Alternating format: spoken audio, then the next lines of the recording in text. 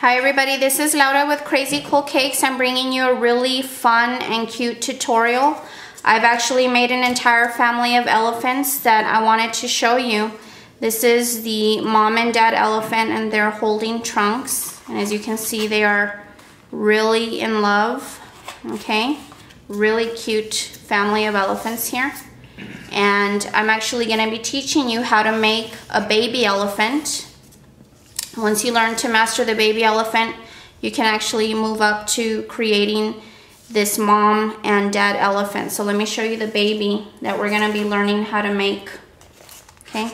This is the baby elephant that I'm gonna be teaching you guys how to make. As you can see, he is absolutely adorable. He's a lot of fun, okay? So just wanna let you guys know that this is gonna be a pretty long tutorial. So if you don't have the time to watch it now, I would suggest finding a time where you'll have at least 45 minutes to view the tutorial. Alright guys, so the materials that you're gonna need to make this little guy, if you want, okay, is to use a foam core base like I showed you guys in my Elmo tutorial, and this helps to keep your figure nice and steady and it won't move. And you're gonna need some parchment paper or wax paper to set your little figure on, okay? I'm gonna put him aside now. The other tools that you're gonna need is you're gonna need a rolling pin, okay? You're going to need a Wilton shell tool, the knife blade, or I have a letter opener that I like to use a lot here in the studio because it has a sharp edge, so you can use any tool that will give you a nice sharp edge, but not exactly that sharp that it's gonna cut through like an X-Acto knife or a blade, okay? So you're gonna need those two items as well. You're also gonna need either an X-Acto knife or these bendable blades that I like to use. I found these at Michael's and Hobby Lobby. Okay, you can find them at any craft store. You're also going to need your veining tool, Wilton veining tool, or any other brand that you use. You're going to be using the sharp end of the veining tool.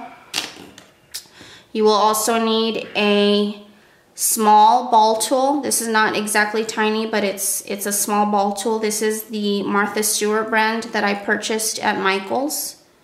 So you use any small ball tool that you guys have.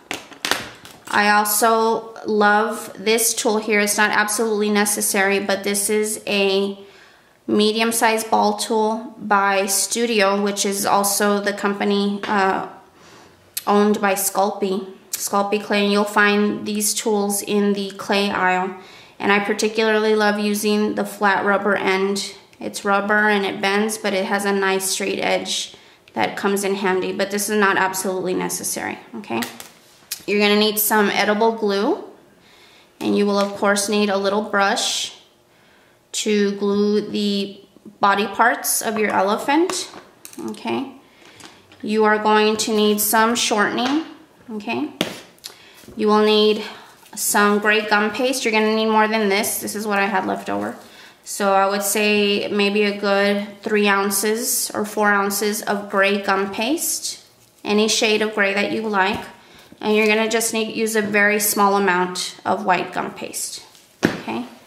You will also need, if you will be making your elephant the size that I'm making it, this little elephant, I would say is a total height of about 3.75 inches.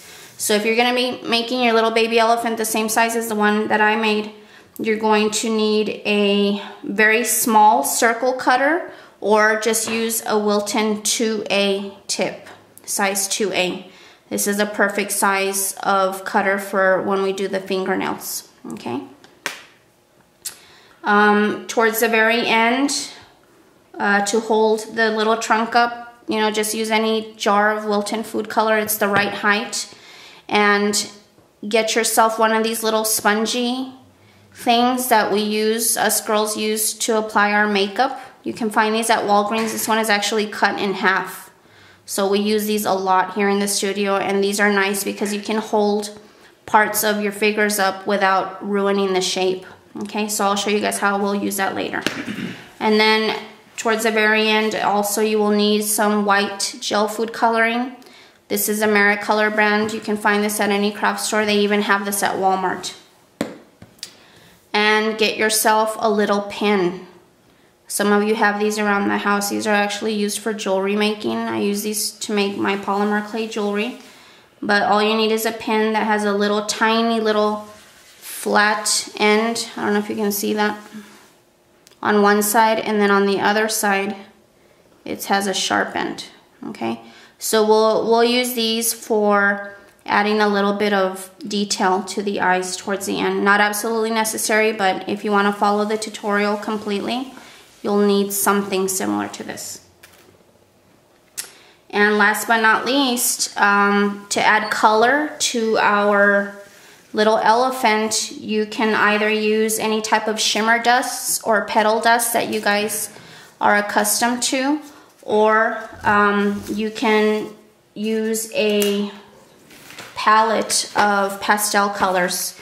And these are actually non-toxic pastel colors that are non-edible, but they are non-toxic. So if you happen to get a little bit of color on your cake, it's no big deal. Okay, they're non-toxic. I love to use my pastel colors because it really gives me a big range of colors when I'm shading and adding character to my figures. So if you don't have any pastel colors, you know, go ahead and buy yourself some. If you can't find any non-toxic, they have to be specifically non-toxic colors. If you can't find any in your local craft store, then you can order some online, or just use any petal dust or pearl dust or shimmer dust that you guys have. And then last but not least, a little blade, just to be able to get a little bit of color off of your pastels. And I like to use a little piece of tissue paper when I'm working with my pastel colors. I actually cut this into 4, and that way when I use different colors, I can put them on here and it doesn't dirty my tabletop. Okay, and I use a wide variety, a wide range of brushes, depending on what I'm going to use them for. You're going to need a very wide, fine bristled brush for when we do the cheeks and the inside of the ears and stuff like that. Any brush will do. And then get yourself a couple of smaller brushes where you can actually go into very small areas like the little belly button and the little eyebrows and around the eyes. Okay, and a really fine little brush. So I would recommend that you view the entire tutorial and then you see all the things that you're going to use, and that way when you actually do sit down to create your own little elephant, you'll know exactly what you will need. Alright guys, so have fun watching the tutorial. It'll probably be broken up into several parts, and I hope you enjoy.